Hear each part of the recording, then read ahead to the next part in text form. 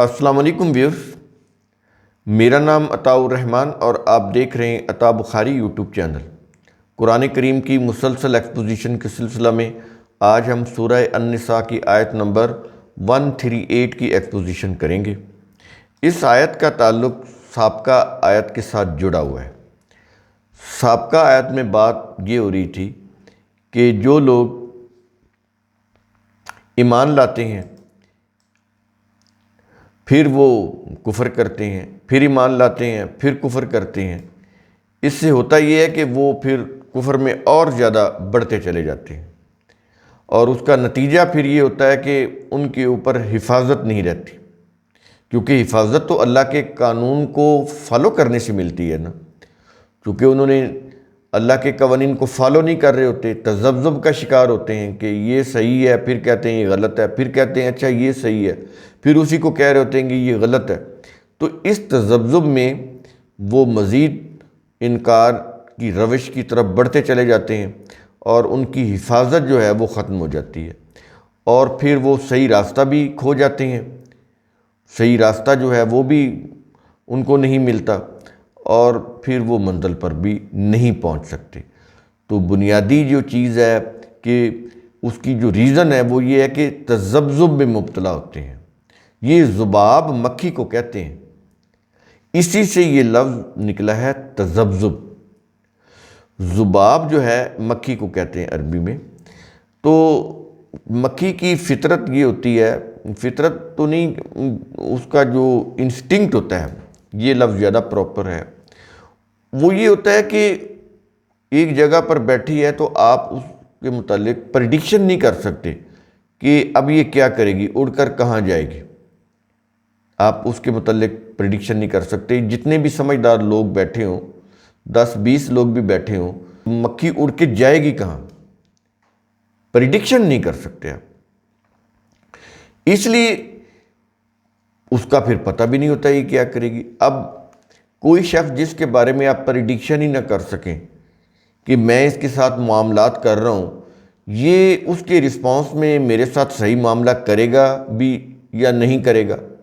ایک آدمی کے ساتھ آپ کوئی شراکت داری کر رہے ہیں، کوئی کاروبار کر رہے ہیں، کوئی جائنٹ وینچر آپ نے اس کے ساتھ بنایا ہے، تو آپ کو یہ یقین ہی نہ ہو کہ یہ آدمی میرے ساتھ کیا کرے گا، دھوکہ کرے گا یا میرے ساتھ صحیح چلے گا۔ اگر آپ کو یہ یقین ہی نہیں ہے تو یہ منافقت کی نشانی ہوتی ہے کہ جس کے بارے میں آپ کوئی پریڈکٹ ہی نہ کر سکیں کہ یہ چلتا چلتا یکدم کیا کرے گا میرے ساتھ۔ جیسے مکھی کی انسٹنکٹ ہے کہ اس کے بارے میں آپ پریڈکشن نہیں کر سکتے، تو اسی کو منافقت بولتے ہیں۔ منافق کا پتہ ہی نہیں ہوتا، بظاہر وہ آپ کے ساتھ بڑا پیار محبت سے بول رہا ہوتا ہے، بڑی وہ آپ کے ساتھ یوں کہہ لیں کہ بڑی عاجزی اور انکساری سے بات کر رہا ہوگا، لیکن اس کے اندر جو ہے وہ بالکل اس کے الٹ ہوگا۔ وہ آپ کو نقصان پہنچانے کی بات سوچ رہا ہوگا، منہ سے آپ کی خیر خواہی کر رہا ہوگا، اور جو ہی اس کو موقع ملے گا وہ آپ کو نقصان پہنچا دے گا۔ تو یہ جو منافقت ہے یہ بہت زیادہ خطرناک ہے۔ انسانی معاشرے میں اگر لوگوں کے اوپر اعتماد ہی نہ رہے کہ یہ ہمارے ساتھ کیا کریں گے، وہ معاشرہ پھر کس طرح جہنمی بنے گا اس کا تو آپ تصور بھی کرنا محال ہے کہ کس قدر اس معاشرے کے اندر بگاڑ پیدا ہو جائے گا، کس قدر اس معاشرے کی جو اس کی جو یوں کہہ لیں کہ اطمینان کی جو حالت ہے وہ کتنی مجروح ہو جائے گی۔ اطمینان ہی نہ ہو معاشرے میں لین دین کرتے ہوئے کہ یہ میرے ساتھ کیا معاملہ کرے گا، تو اس میں تو پھر آپ کوئی معاملہ کر ہی نہیں سکتے۔ آپ کے دل میں کبھی اطمینان آ ہی نہیں سکتا، ہر وقت پریشانی، دھڑکا کہ یہ نہ ہو جائے، وہ یہ نہ کر دے، وہ یہ نہ کر دے۔ تو یہ جو منافقت ہے بڑی ہی معاشرے کے لیے مہلک چیز ہے۔ تو اب یہاں پر اس آیت کے اندر منافقین سے متعلق بات ہو رہی ہے۔ پچھلی آیت میں ان کا روش، ان کا ایٹیٹیوڈ بتایا گیا۔ اب یہاں پر ان کے متعلق ایک واضح بات کی جا رہی ہے، مخاطب نبی کریم صلی اللہ علیہ وسلم سے ہے۔ تو رسول سے مخاطب ہو کر کہا یہ جا رہا ہے، آیت نمبر 138، بشر المنافقین، اے رسول تو منافقین کو بشارت دے دے۔ یہ جو تذبذب میں مبتلا ہیں، جن کی ہیبٹ مکھی کی طرح ہے، پریڈکٹ ہی نہیں کر سکتے کہ یہ کریں گے کیا، ان کے ساتھ جتنا بھی اچھا معاملہ کیا جائے، آگے سے ان کے بارے میں کوئی اطمینان ہی نہیں کہ یہ کریں گے کیا، کوئی قطعی کوئی چیز ہی نہیں کہ یہ کریں گے کیا۔ تو کہتا ہے کہ ان کو بشارت دے دے، ان منافقین کو، یہ تذبذب میں جو مبتلا ہیں، کیا بشارت دے دے؟ کہتا ہے کہ بِأَنَّ لَهُمْ عَذَابًا عَلِيمًا،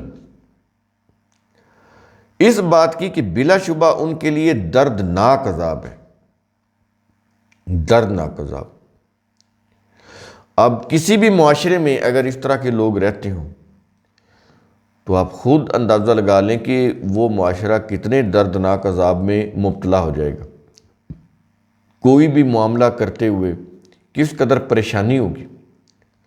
اگر لوگ صحیح ہوں، آپ ان سے جب معاملہ کرتے ہیں، آپ کو یقین ہوتا ہے کہ میں اس سے معاملہ کر رہا ہوں، یہ آدمی کوئی مجھے دھوکہ نہیں دے گا، فریب نہیں کرے گا، میرے ساتھ ٹھیک ٹھیک چلے گا، تو کتنا اطمینان ہوتا ہے، اس سے کتنا ایک سکون کا ایک احساس ہوتا ہے، ایک تحفظ کا احساس ہوتا ہے، ایک سیٹسفیکشن ہوتی ہے کہ آپ معاملہ کر کے مطمئن ہو جاتے ہیں۔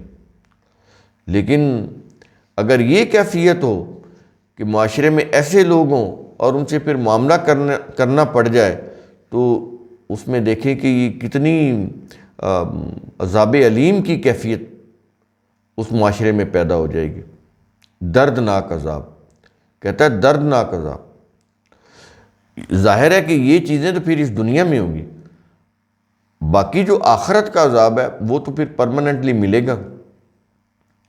لیکن جو اس معاشرے کے اندر یہ جو تذبذب کا شکار لوگ ہیں، جس طرح کا ماحول کریٹ کر دیتے ہیں، پہلے تو ہم اسی کو لیں گے نا، کیونکہ قرآن کریم پہلی بات اس دنیا کی کرتا ہے، پھر کہیں آگے چل کر آخرت کی بات کرتا ہے، کیونکہ وہ ہم نے دیکھی نہیں ہوتی۔ اور پھر دوسری یہ کہ آخرت کا جو بیس ہے، مدار، وہ اس دنیا کے اوپر ہے۔ اس دنیا میں ہم نے جو کچھ کیا ہے، اسی کی بیس پر ہمارے ساتھ آخرت میں بھی معاملہ ہوگا۔ تو یہ دنیا کی یہ دنیا ہماری جس میں ہم زندہ ہیں، کام کر رہے ہیں، پہلے تو اس کو سنوارنا، اس کو بہتر بنانا ضروری ہے۔ اور اس کے لیے کیا ضروری ہے؟ ہر شخص اپنے آپ کا محاسبہ کرے کہ کہیں یہ کیفیت میری تو نہیں، میں تو نہیں ایسا کر رہا۔ وہ اپنے ایٹیٹیوڈ کو، اپنے رویے کو، اپنی سوچ کو خود آبزرو کرے اور ساتھ ساتھ اس کی اصلاح کرے۔ ریاست ان چیزوں کے اوپر کچھ نہیں کر سکتی۔ یہ وہ چیزیں ہیں جو انسانوں نے خود کرنی ہیں۔ میں کیا سوچ رہا ہوں، کسی کو دھوکہ دینے کا سوچ رہا ہوں، اس کا علم ریاست کو تو نہیں ہے۔ وہ تو جب میں دے دوں گا اس وقت پکڑا جاؤں گا تو کچھ سزا ہوگی نا۔ قرآن کریم اس سے پہلے انسانوں کو ان کی اصلاح کرنا چاہتا ہے کہ ایسی سوچ پیدا ہی نہ ہو، ایسے جو خیالات ہیں، جو ارادے ہیں، وہ پیدا ہی نہیں ہونے چاہیے۔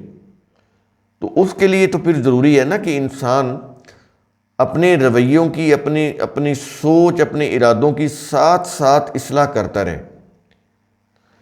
جہاں پر بھی اس کے ارادے میں، اس کی نیت میں، اس کے سوچ میں اگر کوئی اس طرح کی جو چیز آتی ہے، لالچ آتا ہے، تذبذب آتا ہے، منافقت آتی ہے، کوئی ظالمانہ سوچ آتی ہے، تو اس کو وہیں پر ختم کرے خود۔ اور اس سے پھر کیا ہوگا؟ اس میں اسی کا بھی فائدہ ہوگا اور پورے معاشرے کا بھی فائدہ ہوگا۔ یہ نہیں کہ صرف اسی کو فائدہ ہوگا، پورے معاشرے کا بھی فائدہ ہوگا، جتنے بھی بسنے والے لوگ ہیں۔ سب کا فائدہ ہوگا۔ اس طرح پھر معاشرہ آگے بڑھتا ہے، افراد سے معاشرہ بنتا ہے نا۔